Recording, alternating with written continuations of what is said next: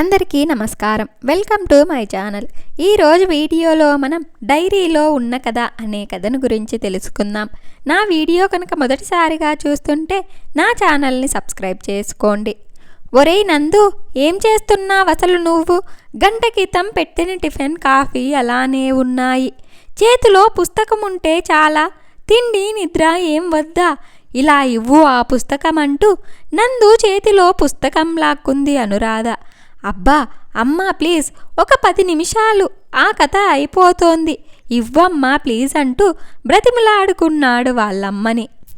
నోరు మూసుకొని ముందు తిను, తర్వాత పుస్తకాలను తిందువు కానీ అంటూ కోప్పడి పుస్తకం తీసుకొని వెళ్ళిపోయింది. ఈ వీడియో చూసే ముందు ఒక లైక్ చేసి స్టోరీ చివరి వరకు చూసి ఎలా ఉందో కామెంట్ చెయ్యండి. మీరు చేసే ఒక లైక్, ఒక కామెంట్ వలన ఇంకా మంచి వీడియోస్ చేయాలన్న ఇంట్రెస్ట్ వస్తుంది. ఇక తప్పదనుకున్నట్లుగా లేచి కూర్చొని తింటున్నాడు. అవును, మర్చిపోయాను, 2 రోజుల్లో ఇంటర్వ్యూ ఉంది హైదరాబాద్లో. అమ్మో, టికెట్ బుక్ చేసుకోవాలి ఇప్పుడే అనుకుంటూ వాళ్ళమ్మకి చెప్పి బయటికి వెళ్ళాడు. అమ్మ, రేపే నా ప్రయాణం, నా బట్టలు సర్దు, మళ్ళీ 4 రోజుల తర్వాత వస్తా అంటూ లోనికి వస్తూనే అరుస్తూ చెప్పాడు. సరేరా సర్దుతా, కానీ పోయినసారి చేసినట్టుగా చెయ్యకు. జర్నీలో బుక్కు చదువుతూ దిగాల్సిన ప్లేస్లో దిగకుండా ఎక్కడికో వెళ్ళిపోయావు. నీ పుస్తకాల పిచ్చి వల్ల మంచి జాబ్ మిస్ అయ్యావు. ఈసారైనా జాగ్రత్తగా ఉండు. అబ్బా సరేలే అమ్మా, అప్పుడు నా నవల ఇంట్రెస్టింగ్గా అనిపించి అంతా మర్చిపోయాను. ఈసారి అలా జరగదులే. అసలు ఏ పుస్తకము తీసుకొని వెళ్ళను, సరేనా అన్నాడు. సరే అంటూ లోపలికి వెళ్ళిపోయారావిడ. నందు, బస్ టైం అయ్యింది, కదులుతున్నావా లేదా అంటూ అరిచిందనురాధ. వెళ్తున్నా అమ్మా, మళ్ళీ 4 రోజులు బుక్కు చదవను కదా, అందుకనే అంటూ పుస్తకం పక్కన పెట్టి బయలుదేరాడు. నందు వెళ్ళేసరికి బస్సు కదులుతూ ఉంది. గబగబా పరిగెత్తి బస్సు అందుకున్నాడు. హమ్మయ్య అనుకుంటూ తన సీట్లో కూర్చున్నాడు. కాళ్ళకేదో తగిలినట్లనిపిస్తే తీసి చూశాడు. ఏదో డైరీలా ఉంది, చాలా బాగుంది చూడటానికి. ఓపెన్ చెయ్యాలా వద్దా అనుకుని ఒకసారి బస్సులో వాళ్ళని అడిగి చూద్దామని అందర్నీ అడిగాడు. ఎవరిది కాదన్నారు. ఇక తప్పక డైరీ తెరిచాడు. సుస్వర అంటూ అందమైన చేతిరాత కనిపించింది. నా పేరు సుస్వర. ఈరోజు నా జీవితంలో జరిగిన ప్రతి సంఘటన ఈ డైరీలో రాస్తున్నా. ఈ డైరీకి ఒక పేరు పెడుతున్నా, సన్నీ. బాగుంది కదా పేరు. ఇక నుంచి సన్నీ నా బెస్ట్ ఫ్రెండ్. ఫస్ట్ పేజీలో ఉన్నదాన్ని చదివి నవ్వుకున్నాడు నందు. డైరీకి నేమే ఇంట్రెస్టింగ్ అనుకొని పేజీ తిప్పాడు. ఈరోజు ఎంత భయం వేసిందో తెలుసా సన్నీ? ఒక అబ్బాయి ప్రపోజ్ చేశాడు నాకు. రోజు నన్ను చూస్తాడంట, నేను స్కూల్కి వచ్చేటప్పుడు వెళ్ళేటప్పుడు ఫాలో అవుతాడంట.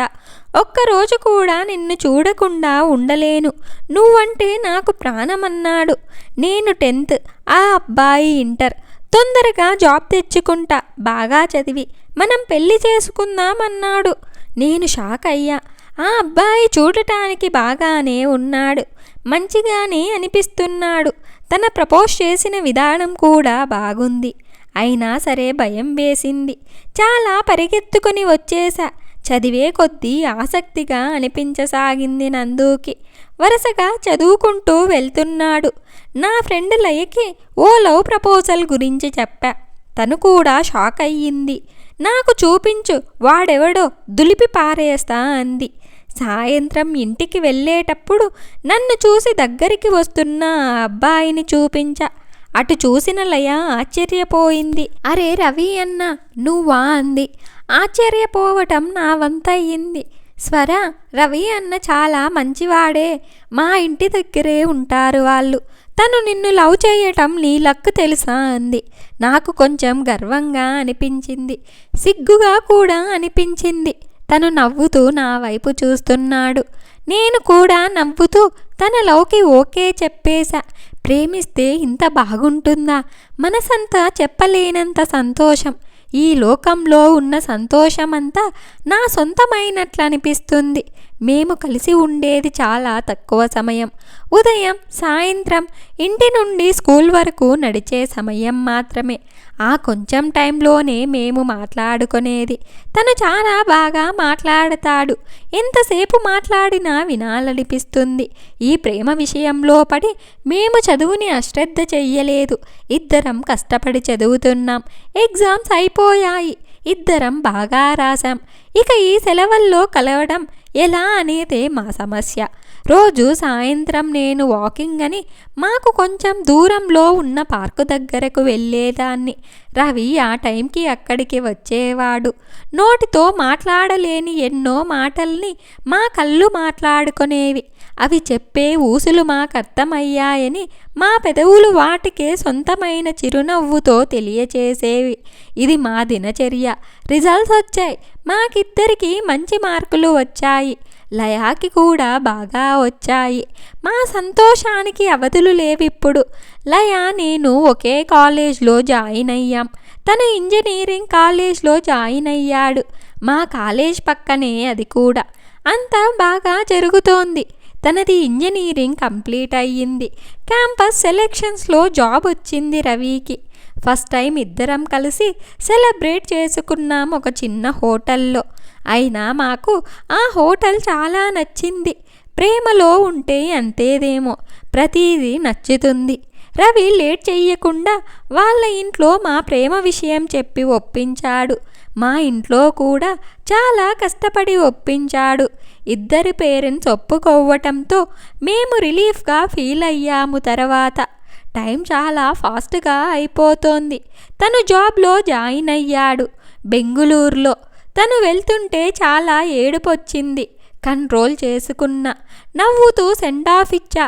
రోజు ఫోన్లో చాటింగ్, కాల్స్తో దూరం దగ్గరయ్యింది. కాలం చాలా వేగంగా పరిగెడుతోంది. నా డిగ్రీ కంప్లీట్ అయ్యింది. మా ఎంగేజ్మెంట్కి డేట్ నిర్ణయించారు. షాపింగ్, ఫ్రెండ్స్ని ఇన్వైట్ చెయ్యటం, ఈ పనులతో ఫుల్ బిజీ. ఎక్కడికి వెళ్ళినా ఇద్దరం కలిసే వెళ్ళాం. ఎంగేజ్మెంట్ అయిపోయింది. బాగా జరిగిందంతా. తను వెళ్తున్నాడు ఈరోజు. మాకు జరిగింది ఎంగేజ్మెంట్ అయినా పెళ్ళి అయ్యి మేమిద్దరం భార్యాభర్తలమనే ఫీలింగ్ వచ్చింది మా ఇద్దరికి. తను వెళ్తుంటే మళ్ళీ తను మొదటిసారి నా దగ్గర నుండి వెళ్ళిన సమయంలో ఎంత బాధ అనిపించిందో అంతకంటే ఎక్కువ బాధ అనిపిస్తుంది. ఎందుకో తెలియదు. కంట్రోల్ చేసుకోలేకపోతున్నా. రవి నన్ను నార్మల్ చేయటానికి గంట పట్టింది. 1 నెల ఆగితే జీవితాంతం కలిసే ఉంటాం కదా. నువ్విలా ఏడిస్తే నాకు నీ ఏడుస్తున్న మొహమే గుర్తొస్తుంది. నువ్వెప్పుడు నవ్వుతూనే ఉండాలి. అర్థమయ్యిందా? నాకు నీ నవ్వంటే చాలా ఇష్టం. ఎప్పుడూ దాన్ని దూరం చేసుకోకూడదు. ఇదే నువ్వు నాకిచ్చే బహుమతి. వెళ్ళొస్తా కన్నా నా కోసం ఒక్కసారి నవ్వు బంగారం, ప్లీజ్ అంటూ నన్ను నవ్వించాడు. నేను నవ్వుతూ తన వైపు చూశాను. అది నా బంగారం అంటే అంటూ నా నుదుటి మూద ముద్దు పెట్టాడు. అది మా మొదటి ముద్దు. మనసంతా ఏదో తెలియని సంతోషంతో నిండిపోయింది. ట్రైన్ వచ్చింది. తను ట్రైన్ ఎక్కి డోర్ దగ్గరే నిలబడ్డాడు. ట్రైన్ మూవ్ అవుతోంది. నవ్వుతూ చెయ్యి ఊపుతూ సెండ్ ఆఫ్ ఇచ్చాను. తను కనిపించనంత దూరం వెళ్ళే వరకు చూస్తూ ఉండిపోయాను. కానీ అదే నా లాస్ట్ సెండ్ ఆఫ్ అని తెలుసుకోలేకపోయాను. నా రవి నాకందనంత దూరం వెళ్ళిపోతున్నాడని ఊహించలేకపోయాను. ఆ మర్నాడు ఉదయం రవి ఫోన్ కాల్ కోసం ఎదురు చూస్తున్న నాకు నా రవి అసలు ఈ లోకంలోనే లేడని చెప్పే కాల్ వచ్చింది. నేను నమ్మలేదు. నా రవికి ఏం కాదంటూ స్పృహ తప్పి పడిపోయాను. అమ్మ వాళ్ళు డాక్టర్ దగ్గరికి తీసుకెళ్లారు. గంట తర్వాత ఈ లోకంలోకొచ్చాను. ట్రైన్ యాక్సిడెంట్లో రవి చనిపోయాడనే నిజాన్ని మేమెవ్వరం నమ్మలేకపోయాం. ఆ నిజాన్ని తట్టుకోవటానికి నాకు రవి పేరెంట్స్కి కొన్ని నెలలు పట్టాయి. అసలు బయటికి రావటం మానేశాను. నన్ను మామూలు మనిషిని చెయ్యటానికి అమ్మ, నాన్న, లయ, రవి పేరెంట్స్ చాలా ప్రయత్నించారు. రవి పేరెంట్స్ ఇక్కడ ఉండలేక అమెరికాలోని వాళ్ళ పెద్దబ్బాయి దగ్గరికి వెళ్ళిపోయారు. రవి చనిపోయి సంవత్సరం అయ్యింది. నేనిప్పుడిప్పుడే నార్మల్ అవుతున్నా. జాబ్ కోసం ట్రై చేశాను. 1 నెలలోనే జాబ్ వచ్చింది. జాయిన్ అయిన 6 నెలల్లోనే చాలా వరకు నార్మల్ అయ్యా. అంటే రవిని మర్చిపోయా అని కాదు, కానీ తను లేడు, ఇక రాడనే విషయాన్ని అర్థం చేసుకుని తట్టుకున్నాను. ఈలోగా పెళ్ళన్నారు. నా మనసు ఒప్పుకోలేదు. అదే చెప్పా ఇంట్లో కూడా. వాళ్ళు ఒప్పుకోలేదు. తిట్టారు, భయపెట్టారు, ఏడ్చారు. ఎలా అయితేనేం చివరికి ఒప్పించారు. నాకు చెప్పకముందే సంబంధం కుదిర్చారు. నన్ను ఒప్పించడానికి టైం తీసుకున్నారంతే. 1 వారంలో పెళ్ళి. ఆ అబ్బాయితో రవి విషయం చెప్పారా అని అడిగా. చెప్పలేదన్నారు. నన్ను చెప్పొద్దన్నారు. ఆ అబ్బాయితో నన్ను మాట్లాడనివ్వలేదు పెళ్ళయ్యే వరకు. పెళ్ళయింది. నేను తనని పెళ్ళికొడుకు జీలకర్ర బెల్లం పెట్టినప్పుడు మాత్రమే చూసా. ఒక్క నిమిషం ఎందుకో ఏదో చెప్పలేని ఫీలింగ్. అదేంటో తెలియదు మరి. అసలు తన పేరు కూడా నాకు తెలియదు. ఆ రోజు మా ఫస్ట్ నైట్. అందరూ సంతోషంగా ఉన్నారు, నేను తప్ప. అలా అని బాధ కూడా కాదు, నిర్లిప్తంగా ఉన్నా అంతే. పాల గ్లాసు తీసుకుని గదిలోకి వెళ్ళాను. నన్ను చూడగానే ఆయన కళ్ళల్లో మెరుపు, తన పెదవుల మీద దాచిపెట్టలేని దరహాసం నాట్యం చేస్తుంది. నా దగ్గరగా వచ్చి నన్ను మంచం వద్దకు తీసుకొని వెళ్ళారు. తర్వాత జరిగేదేమిటో నాకు తెలుస్తోంది. నేనందుకు సిద్ధంగా లేను. మీతో కొంచెం మాట్లాడాలన్నాను. సరే చెప్పు అన్నారు. ఏది దాచకుండా మొత్తం ఆయనకు చెప్పేశాను. ఆయనేం మాట్లాడలేదు కొద్దిసేపు. ముందే ఈ విషయం ఎందుకు చెప్పలేదు అన్నారు. నాకు అవకాశం ఇవ్వలేదు మా వాళ్ళు అని చెప్పాను. నాకు కొంచెం టైం ఇవ్వు అంటూ దిండు తీసుకుని సోఫాలో పడుకున్నారు. ఆయన నిర్ణయం కొంచెం అర్థమయ్యింది, కానీ నాకు రిలీఫ్గా అనిపించింది. ఇక నా జీవితం ఎలా ఉన్నా పర్లేదు. ఆ మర్నాడే ఆఫీస్లో అర్జెంటు వర్క్ ఉందంటూ వెళ్ళిపోయారు. నాతో ఏమీ మాట్లాడలేదు, కనీసం కన్నెత్తి కూడా చూడలేదు. కొంచెం బాధ, కొంచెం ఆశ్చర్యం కనిపించింది. ఆయన నన్ను చూడనందుకు ఎందుకు బాధపడాలి? నా మెల్లో ఆయన తాళి కట్టేటప్పుడు కూడా రవి గుర్తొచ్చి ఏడుపొచ్చింది. నేను చనిపోయే వరకు రవిని మర్చిపోలేననుకున్నా. అలాంటిది చిత్రంగా ఆయన తలుపులే ఎక్కువ అయ్యాయి. ఎందుకు ఇంత మార్పు నాలో? పెళ్ళి ఇంతగా మార్చేసిందా నన్ను? ఏం మాయ ఉంది పెళ్ళిలో? ఏమో, ఏమీ అర్థం కావట్లేదు. మా అత్తారింటికి 2 సార్లు వెళ్ళొచ్చాను. ఆ సమయంలో నేను ఆయనని చూడటమే కానీ పలకరించడానికి ధైర్యం సరిపోలేదు. ఎందుకంటే ఆయన నన్ను కన్నెత్తి చూడలేదు. అందరూ అది ఆయనకి మొహమాటమో సిగ్గో అనుకున్నారు. నిజం నాకు మాత్రమే తెలుసు. ఆయన నాతో సరిగ్గా లేకపోయినా నా మనసులో రవి స్థానంలో ఆయన వచ్చి చేరారు. ఆయన నన్ను అర్థం చేసుకోవాలని దేవుణ్ణి కోరుకున్నా. 15 రోజుల తర్వాత మా అత్తగారింటికెళ్ళే సమయం వచ్చింది. రేపే నా ప్రయాణం. ఎందుకో కొంచెం టెన్షన్గా అనిపిస్తుంది. సాయంత్రం ఆయన ఫోన్ చేశారు. ఆ రోజు తర్వాత నాతో ఇప్పుడే మాట్లాడుతున్నారు. మా పెళ్ళయ్యాక ఆయన నాకు చేసిన మొదటి కాల్ అది. ఎందుకో నా చేతులు వణికాయి. కాల్ లిఫ్ట్ చేసి హలో అన్నా. మన జీవితానికి సంబంధించిన ముఖ్యమైన నిర్ణయం తీసుకున్నా. రేపు చెప్తాను ఆ విషయం అని పెట్టేశారు. అంతా మంచే జరగాలని ఆ దేవుణ్ణి కోరుకున్నా. ఆ రోజే నేను ఆయన దగ్గరకు వెళ్తున్నా. ఏం జరుగుతుందో ఏమో తెలియట్లేదు. మనసంతా ఏదోలా ఉంది.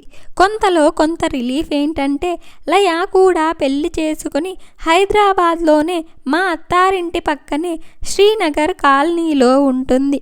అది కొంచెం రిలీఫ్గా అనిపించింది. అంతవరకే ఉంది ఆ డైరీలో.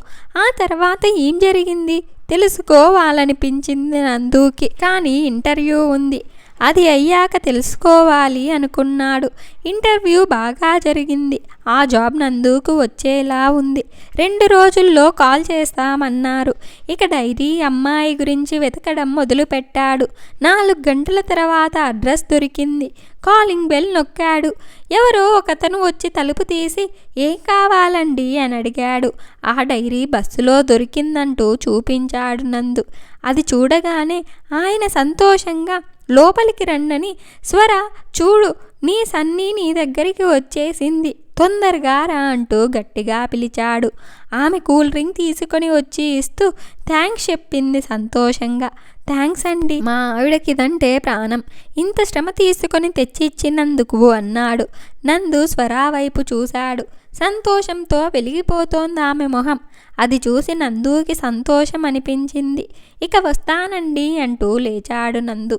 మరోసారి కృతజ్ఞతలు చెప్పుకున్నారు ఆ భార్యాభర్తలు. బయటికి వచ్చిన నందు ఆయన వైపు తిరిగి మీ పేరు అని అడిగాడు. రవిప్రకాష్ అన్నాడాయన. తనకి తెలియకుండానే చిరునవ్వు వచ్చి చేరింది నందు పెదవుల మీదకి. ఒక రవి తన సంతోషాన్ని తీసుకెళ్ళిపోయాడు. మరో రవి సంతోషంతో పాటు తన జీవితాన్ని కూడా తిరిగిచ్చాడు. ఏమి నీ లీల స్వామి అంటూ మనసులోనే ఆ దేవుడికి నమస్కారం చేశాడు. ఇలా ఈ కథ ఇంతటితో ముగిసింది. ఇంత మంచి కథను మనకు అందించిన సురేఖ గారికి ధన్యవాదాలు. ఈ వీడియో కనుక మీకు నచ్చినట్లయితే ఒక లైక్ చేసి స్టోరీ ఎలా ఉందో కామెంట్ చేయండి. నా ఛానల్ ఇంకా సబ్స్క్రైబ్ చేసుకోకపోతే వెంటనే సబ్స్క్రైబ్ చేసుకోండి.